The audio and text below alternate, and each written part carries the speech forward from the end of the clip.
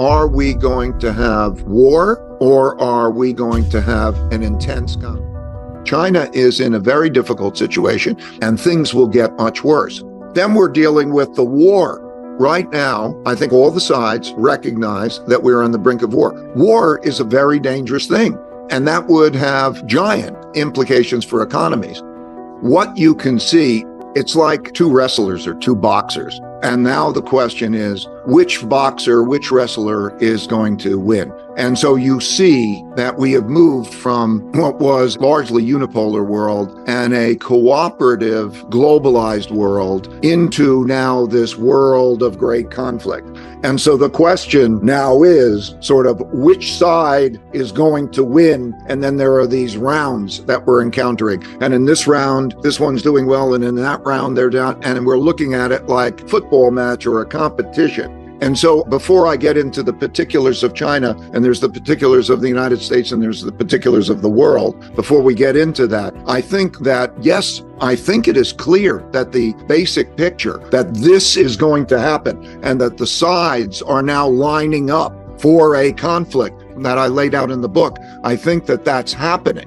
Now, I'm not saying I'm going to be able to pick the winner or the loser, and I don't even know necessarily what that conflict is going to look like. I have thoughts about that, and I'll be happy to share that, but recognize that. That's the important thing. So as this is coming up and we deal with this conflict that's arising, then we're dealing with the war. We will get into what are the problems of China, what are the problems of the United States, but we're not going to know who the winner of that war is for a very, very, very, very long time. The fact that we are coming into the war and that we are at the brink of that war and that geopolitical thing operating is the big thing. Now you see how the sides are lining up, like Allied and Axis powers in World War II. You see the same dynamic. How does Europe play into this? Europe doesn't want to get involved in Asia. And then how does NATO and Russia, and then Russia and China, and how they're lining up? And then what does that mean in terms of deglobalization? So recognize the patterns of history, such as, okay, sanctions always took place. You have economic war sanctions, and then the economic war. In World War II, before World War II, it was the sanctions, the United States cutting off oil, embargoing oil, very similar to the United States embargoing or cutting off chips to China, and then freezing of assets. That led to the bombing of Pearl Harbor. So I think as we get into what's going on in China, let me also deal with the issues of the conflict. There are, between the United States and China, are issues that are red line, irreconcilable differences. They're very risky. They're related to Taiwan. They're related to China's dealing with Russia. How do they provide support, and is that okay, and whatever. They're related to capital movement. It is, of course, correct that as there's this almost impending war and preparation for the war, that American companies or foreign companies want to leave. And in fact, Chinese companies consider, okay, my door is going to close. Can I get out? What does it mean to be global? And so you see the Taiwan issue, you see the support of Russia issue, you see the whole geopolitical issue emerging. And so I want to emphasize that the most important thing is watch these irreconcilable differences. This is also happening in our political year. In the elections, you will see in Congress and you will see in the elections and so on, a much more, let's say, macho or hawkish policies related to China coming together. So I just want to emphasize, before we get into the problems and the issues within China, to recognize that this force is definitely coming together. The sides are aligning. We can get into the question of what does BRICS mean? What does the G20 mean? What does the G7 mean? What does it mean? How does the order work? Well, it'll be disorderly. I wrote a piece that there were, the major issues in China.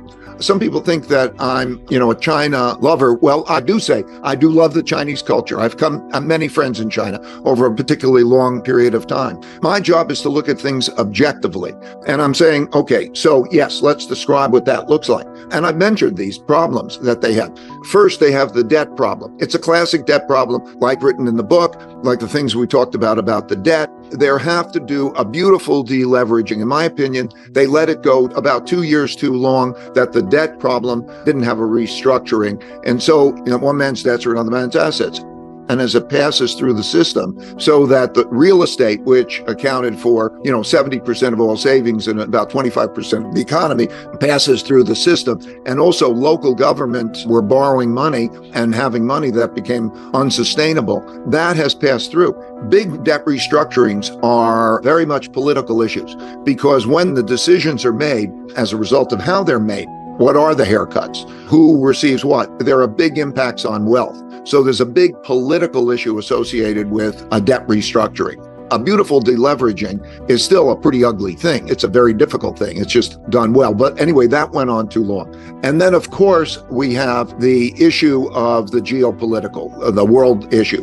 In other words, the question is, which government will cause problems for investors? Or as we move toward an increased likelihood of war, and people are aware that if you're going to have a war, it's not going to be good to have your assets in that country that's having a war, particularly, let's say, if you're an American owning assets in China in that kind of an environment, that becomes a very risky thing. And then, of course, then that war dynamic means that there's a reallocation of resources to produce things at home and to make things, safer. And as a result, that has its implications. So China, yes, China is in a very difficult situation, and the geopolitical issues are important, and the capital issues are important. I think the real question in all of this is, are we going to have war, or are we going to have an intense competition? And right now, I think all the sides recognize that we're on the brink of war. War is a very dangerous thing, and that war can take the form of much more severe sanctions, let's say, economic sanctions and pain,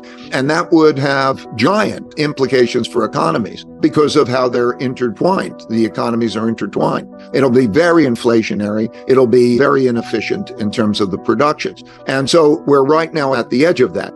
Neither side wants things to get worse, but I think both sides would say that there's significant risk, that we're right at the edge of that brink. So yes, there are problems in China along those lines. There's a much more autocratic government, which, by the way, is what the classic pattern is. If you look at wars and such periods, which Xi, by the way, described, to summarize his view, is that there's the 100-year storm on the horizon. And if you look at periods of great storms on the horizon, or great storms when they encounter the great storms, that's the threat of collective decision-making. And so there becomes a much more autocratic governments, even in the United States during World War II. And of course, in other countries, you have to follow the rules and you will be severely punished, and it becomes much more autocratic. So there is that dynamic that also is counterproductive because it inhibits the flexibility of their economy. People are afraid to make decisions because it's a risky kind of environment. Found this video insightful? Hit subscribe, turn the bell on, smash that thumbs up, and dive into the links in the description below. Join our vibrant community to ensure you never miss a video. Your generous support fuels our passion. Thank you for watching. We love you.